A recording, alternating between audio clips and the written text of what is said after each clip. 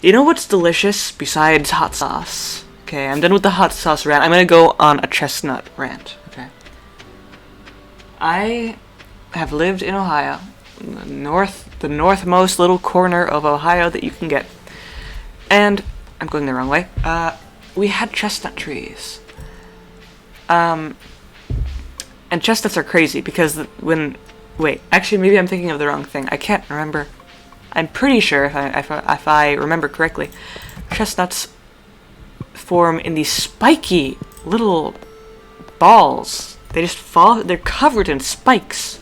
They hurt if you pick them up, and you have to crack them open. And inside, or those buckeyes? I don't remember.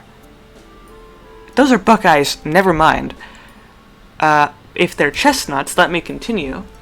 Because they come in these spiky little seed pods, and you gotta break them open. And then lo and behold, there's the chestnuts. I forget that. I think there's several in the seed pods. And then you let the chestnuts dry out on their own, and then finally you can bake them. You like slice them so they will explode. If you don't slice them before you bake them, they will actually explode because the skin is very tough. It's like almost woody, like wood. So you have to slice them open, otherwise like the heat will build up air pressure within the shell, and it will actually explode. It will you'll be shocked because you'll hear like gunshots. It's like, am I being shot at? Is this a drive-by shooting? Is this a personal attack? No, don't worry. It's your chestnuts exploding in the oven. You can't eat them anymore. They're in pieces, and your oven is dirty. Make sure you slice your chestnuts. So here's the thing. You can move. I need to check the calendar. He's not gonna let me check the calendar. Oh, okay. Okay, nothing important. I'm gonna buy more corn. I don't... When does he stop being closed on Wednesdays? Okay. What was it? Chestnuts. Store-bought chestnuts are it's a hit or miss. You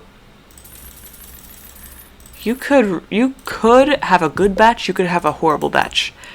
It depends. The bad batch are like rocks. You could bake them however slowly, however way you want. They're gonna be like rocks if you just get a bad batch. It's out of your power. You can't do anything. If you get a good batch, they're tender. The chestnuts on the inside are tender.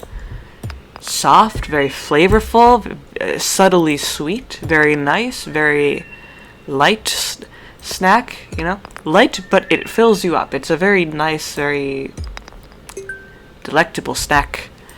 Almost a delicacy, I would say. And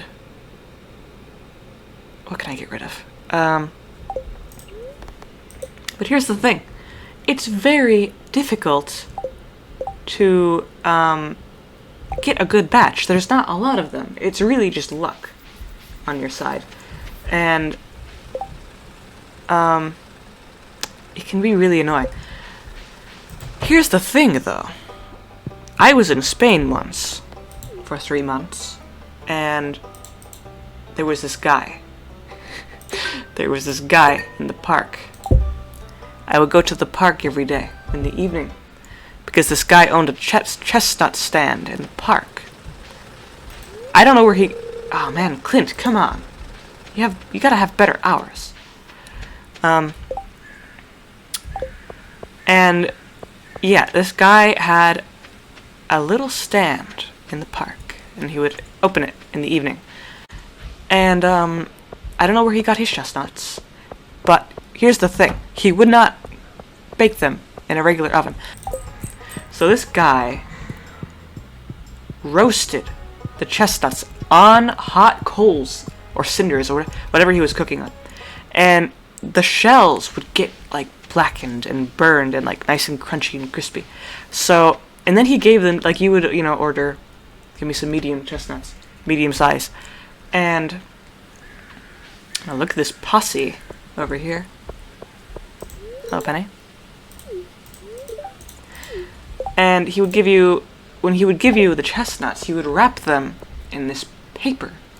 And he would make it into the form of a cone. And,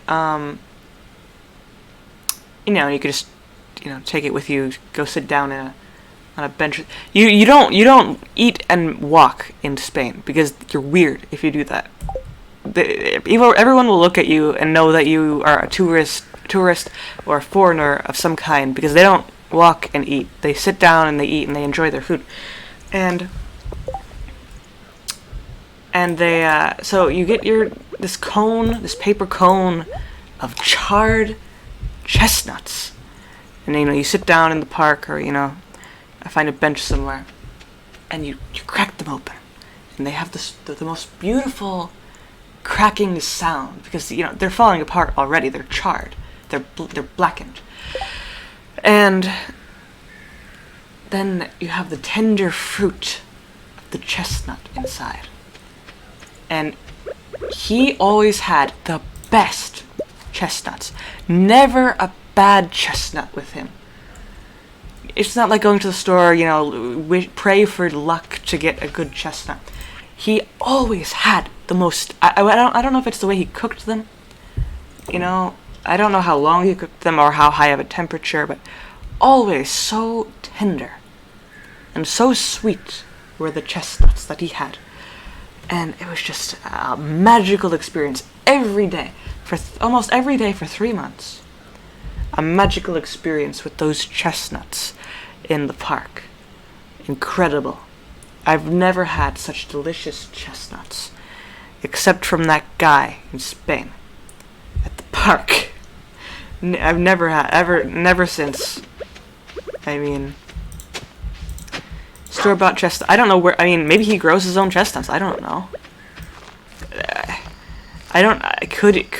Is it possible that he just buys store-bought chestnuts and roasts them in such a way that they turn out so delicious? I don't know. I've tried everything with my store-bought chestnuts, and they're almost always hard.